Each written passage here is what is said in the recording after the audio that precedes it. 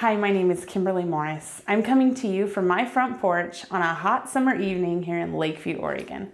My husband Joel and I pastor Outback Assembly of God, and I have the privilege of coming to you this evening to speak to you about the word opportunity.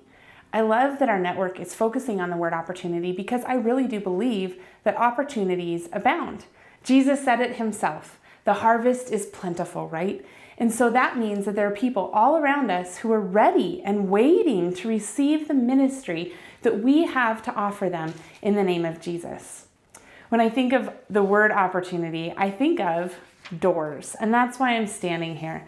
I think of how sometimes God opens a door and at just the right time, it seems that he brings the people together at the right place, at the right time, with a like calling, and we can look at a situation and we can go, wow, God has really opened up this door of opportunity. And we get really excited about that. We don't get as excited when a door of opportunity slams shut in our face. But the reality is, if you haven't had the opportunity to have that happen yet, you will. It's going to happen. You see, the harvest is plentiful, but not everybody is part of that harvest. Not everybody wants to receive the ministry that you want to give them. And so that's why I'm going to be looking at Acts 18. Acts 18 is really wonderful because it gives us in Paul a practical example of what to do when that happens and of the assurance that God gives us in that situation. After this, Paul left Athens and went to Corinth. There he met a Jew named Aquila, a native of Pontus, who had recently come from Italy with his wife Priscilla because Claudius had ordered all Jews to leave Rome. Paul went to see them, and because he was a tent maker, as they were, he stayed and worked with them.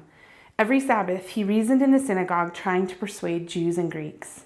Here we see the people coming together, and they've come from different places, Athens and Italy, and they meet in Corinth, and they have like callings as tent makers, and God opens up a door for them to come into the synagogue, as was Paul's custom, and he begins sharing and reasoning from the scriptures with the Jews who were there, trying to persuade not just Jews, it says, but also Greeks.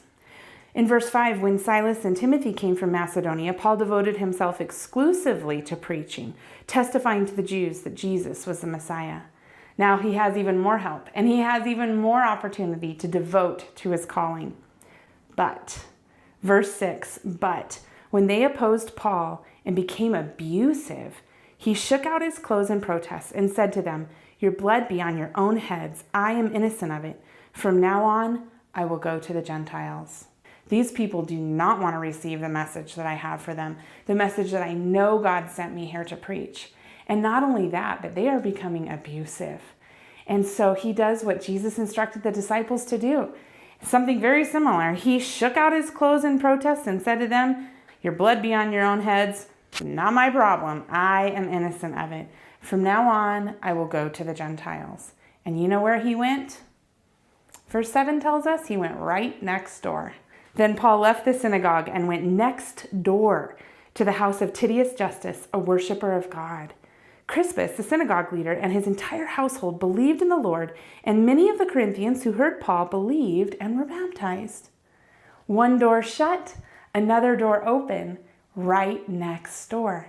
And there were many people, it says, who believed, including the synagogue leader who followed him from that first door into the second. There was a whole mess of problems behind that first door. What do you have behind door number 1? Issues, lots of them. What do you have behind door number 2? Opportunities. I love that in that moment, Paul didn't say, "That's it, I must not be called," or "That's it, God turned his back on me," or "If that opportunity wasn't available to me, then I quit." No, he said, "Well, I'm not going to be able to reach those people, so I might as well try the people next door." How many times when a door of opportunity shuts and we can become very discouraged, and understandably, but how many times does God have a wonderful opportunity waiting for us just right on the same block, just right around the corner, just right next door, just right in close proximity? If he hadn't walked out of that door, he never would have been able to walk into the other. And it's so important that when those doors of opportunity shut, that we maintain an openness to the Lord still, that we maintain an openness to just the hope of what it is that he might still want to do. When we look up from one situation and we say, well, that didn't work out, are we able to look ahead to something else, to the things that God might have in store for not only us, but for the many people who are ready to receive? But we know that those things can leave us shaken. We know that when there are angry disputes, which is what happened for Paul in the synagogue, there were probably very, very, very high emotions from every angle, from all the people. I mean, we have no idea what really happened, but we can imagine based on human interactions and human nature that it was a very, very unpleasant situation. The kind of situation that leaves a person laying awake at night and going, why, Lord? Why did that have to happen? I thought you called me to that place. Why am I now left with these feelings of turmoil and fear and maybe even dread at what could possibly happen? Well, in verse 9, it says that one night the Lord spoke to Paul in a vision. Do not be afraid. Keep on speaking. Do not be silent, for I am with you, and no one is going to attack and harm you, because I have many people in this city. If we had the time, we would go on to read the rest of Acts 18, and I encourage you to do this on your own time, but you would see that those people behind door number 1 continued to cause some really serious problems for Paul. In fact, they would drag him before the proconsul, the government of the city, and they would demand that he be dealt with because they didn't like the message that he was preaching. And not because he was a compassionate person, not because he was sympathetic to Paul's message at all, but simply because God is sovereign and he wanted to use even the city government to protect Paul. The proconsul stood up for Paul and did not allow him to be harmed. Now, they did go after the synagogue leader and had him beaten in front of the entire proconsul. But God preserved Paul just as he said he would. I want you to be encouraged today that if a door of opportunity has closed, God has more opportunities for you. He is not done with you, and he's not going to let you be destroyed.